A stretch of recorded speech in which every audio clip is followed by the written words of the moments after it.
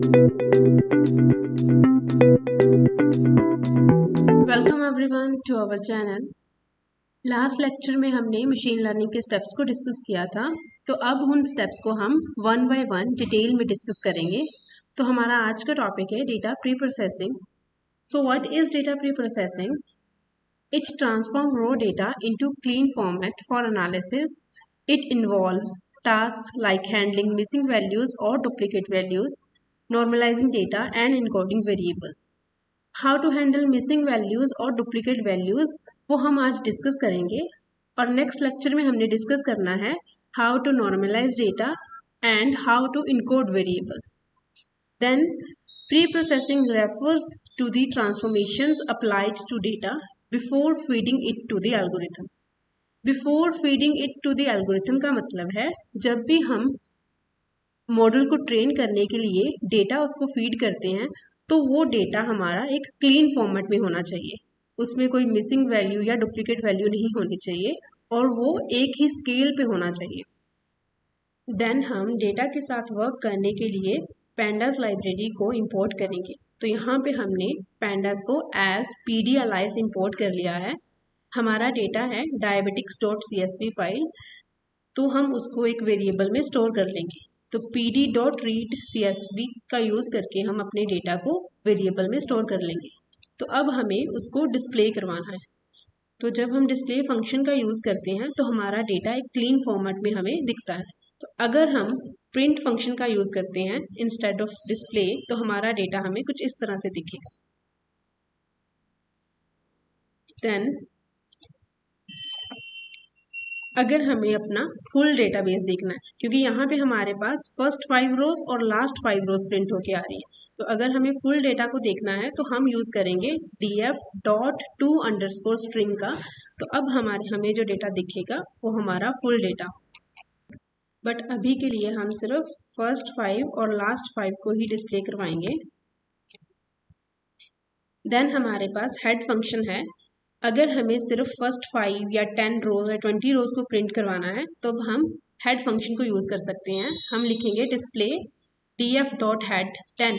तो अब हमारे पास 10 रोज डिस्प्ले होके आ जाएंगे। अगर हम यहाँ पे कोई वैल्यू पास नहीं करेंगे तो बाय डिफ़ॉल्ट ये 5 रोज प्रिंट करता है। नेक्स्ट अगर हमें 20 रोज को प्रिंट करवाना है तो अब हम 20 यहाँ पे वैल्यू पास कर देंगे और हमें 20 रोज प्रिंट होके आ जाएंगे। नेक्स्ट अगर हमें अपने डेटाबेस की डायमेंशंस को देखना है कि उसमें कितनी रोज है कितने कॉलम्स हैं, तब हम df.shape का यूज़ कर सकते हैं।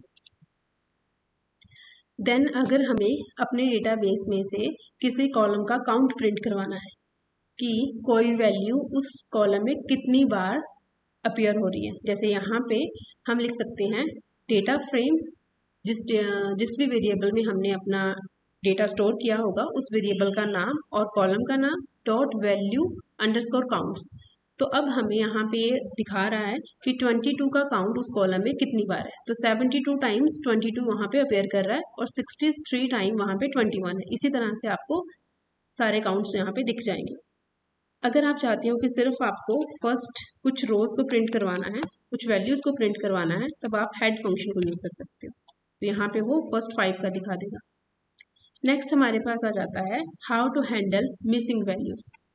तो मिसिंग वैल्यूज़ को हैंडल करने के लिए सबसे पहले हमें चेक करना है कि हमारे डेटाबेस में कितनी मिसिंग वैल्यूज़, कितनी नल वैल्यूज़ हैं।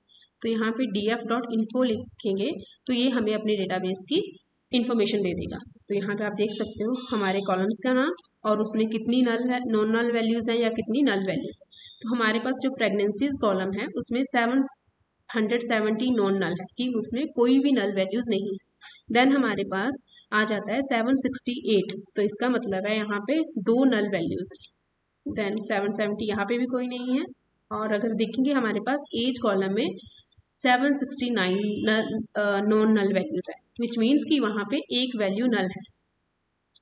तो अगर हम यूज़ करेंगे df.isNull.sum का तो हमारे पास ये टोटल दिखा देगा नल वैल्यूज़। तो यहाँ पे ग्लूकोज वाले कॉलम में 2 नल वैल्यूज़ हैं और एज वाले में 1। तो अब हमें इन वैल्यूज़ को हैंडल करना है। हमारे पास इनको हैंडल करने के दो मेथड होते हैं।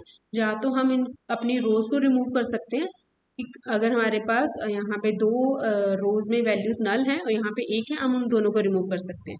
दूसरा हमारे पास होता है कि अगर हमें उनको रिमूव नहीं करना, हमें उनको फिल करना है। तो फर्स्ट हम देखेंगे कि अगर हम ड्रॉप कर देते हैं तो उसके लिए हम क्या करेंगे, df is equal to df dot dropna function use करेंगे और हमारे नल वैल्यूज रिमूव हो जाएंगी। तो इसको रन कर देते हैं। तो अभी हम अपना काउंट चेक कर लेते हैं कि हमारी नल वैल्यूज कितनी है। तो अब हमारे पास कोई भी नल वैल्यू नहीं। बट इन केस कि आप चाहते हो कि आपने वैल्यूज को रिमूव नहीं करना है, आप उनको फिल करना चाहते हो, तो हमारे कौन से कॉलम में, एज वाले में थी और ग्लूकोज। पहले तो हमें इसको फिर से लोड करना पड़ेगा अपने डेटा को। अब हमने इसको लोड कर लिया है और अब इसको हम कमेंट कर देंगे, हमने इसको रन नहीं करना। तो देन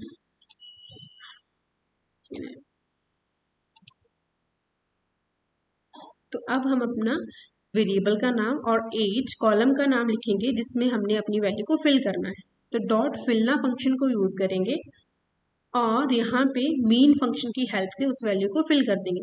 यहाँ पे हमने लिखा है df एज डॉट मीन, इसका मतलब है उस पूरे कॉलम का मीन निकालेंगे और जो भी उस मीन की वैल्यू आएगी उस वैल्यू को वहां पे फिल कर देंगे।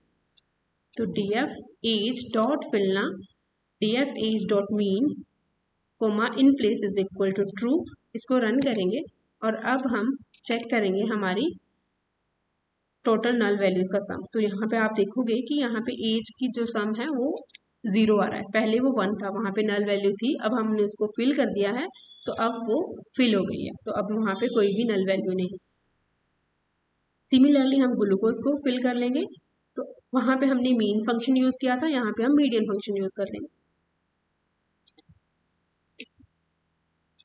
तो अब हम सम चेक कर लेते हैं। अब हमारे पास ग्लूकोज में भी कोई भी नल वैल्यू नहीं है। तो in place is equal to true का मतलब होता है कि हमने अपने डेटाबेस में ही चेंजेस करने हैं, तब उसके लिए हम in place is equal to true लिख देते हैं। देन इन केस अगर हमारे पास कुछ कैटेगोरिकल कॉलम्स हैं जैसे कि नेम, उसमें हमारे पास कुछ स्ट्रिंग वैल्यूज़ होंगी, अगर उनको हमने फिल करना है तो हम उनको अननोन से रिप्लेस कर सकते हैं। मतलब यहाँ पे भी हमारे पास नल वैल्यूज़ होंगी, वहाँ पे अननोन फिल हो जाएगा। तो उसके लिए हमें df column name dot fillna और unknown comma in place is equal to true लिखना है। और सेकंड हमारे पास होता है, हम मोड फंक्शन का यूज़ कर सकते हैं उनको फिल करने के लिए।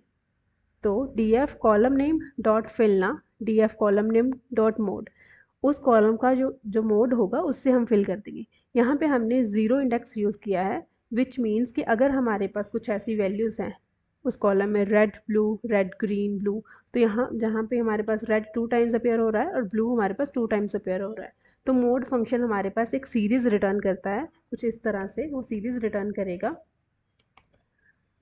रेड, सो यहाँ पे आर कैपिटल, देन हमारे पास ब्लू। तो हम 0 हम यूज़ कर लेते हैं ताकि वो हमारी फर्स्ट वाली वैल्यू को रिप्लेस कर दे वहाँ पे।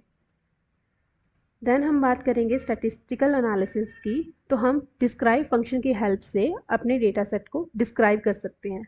स्टैटिस्टिकल एनालिसिस का मतलब है कि अगर हमें अपने डेटाबेस का काउंट देखना है, उसमें mean, standard deviation, minimum value 25%, 50%, 75% और मैक्सिमम वैल्यू, तो वो हम डिस्क्राइब फंक्शन की हेल्प से देख सकते हैं। काउंट यहाँ पे ये बता देगा कि उस कॉलम में टोटल वैल्यूज़ कितनी है और उस कॉलम का मीन कितना है, स्टैंडर्ड डेविएशन क्या है, मिनिमम क्या है, मैक्सिमम क्या है और 50% वैल्यू वहाँ पे कितनी है, वो सारा हमारे पास यहाँ पे इंफॉर्मेशन आ जाएगी। और अगर हमने सिंगल कॉलम को डिस्क्राइब करना है तो हम लिखेंगे df of age dot describe. तो यहाँ पे हमारे पास उस सिंगल कॉलम का स्टैटिस्टिकल एनालिसिस आ जाएगा। नेक्स्ट हमारे पास आ जाता है कि that how we have to handle duplicate values. तो उसके लिए भी हमें सबसे पहले वहाँ पे डुप्लीकेट वैल्यूज़ का काउंट चेक करना है। तो df dot duplicate dot sum function को यूज़ करके हम देख सकते हैं कि हमारे डेटाबेस में टोटल डुप्लीकेट वैल्यूज़ कितनी है। तो यहाँ पे हमारे पास काउंट आ रहा है 2। तो यहाँ पे हम df डॉट डुप्लीकेट को यूज़ करके हम देख लेंगे कि हमारे पास कौन सी दो ऐसी वैल्यूज़ हैं जो डुप्लीकेट है। तो हमारे पास एक रो ये है जो डुप्लीकेट है, और दूसरी हमारे पास ये वाली रो है जो डुप्लीकेट हुई है। देन अगर हमने सिंगल कॉलम को देखना है कि उस कॉलम में कितनी डुप्लीकेट वैल्यूज़ हैं, तो हम यूज़ करेंगे DF ऑफ, जैसे कि अगर हमने ब्लड प्रेशर वाले कॉलम में देखना है तो यहाँ पे उस वैल्यू को पास कर देंगे और देन डॉट डुप्लीकेट डॉट सम करके यहाँ पे हमें बता देगा कि आपके उस कॉलम में 723 रोज़ जो हैं वो डुप्लीकेट है। सिमिलरली अगर हमें ये देखना है कि हमारी उस कॉलम में कौन सी रो है जो डुप्लीकेट हुई है, उसके लिए हम यूज़ करेंगे DF of blood pressure dot duplicate. तो यहाँ पे हमारे पास रोज़ आ जाएंगी जो कि डुप्लीकेट है। देन अगर हमें अपना कोई कॉलम ड्रॉप करना है तो उसके लिए हम सिंपली यूज़ कर सकते हैं DF डॉट ड्रॉप, और यहाँ पे हमने उस कॉलम का नाम पास कर देना है जिसको हमने ड्रॉप करना है। तो अब हम चेक करेंगे अपने डेटा फ्रेम की शेप। तो हमारे पास पहले 9 कॉलम थे, तो अब हमने एक ड्रॉप कर दिया है, तो अब हमारे पास जो कॉलम है वो 8 कॉलम है। तो आज के लेक्चर के लिए हम इतना ही देखेंगे। तो नेक्स्ट लेक्चर में जैसे कि मैंने बताया था कि हम डिस्कस करेंगे दैट कि डेटा को कैसे नॉर्मलाइज करना है और वेरिएबल्स को कैसे इनकोड करना है।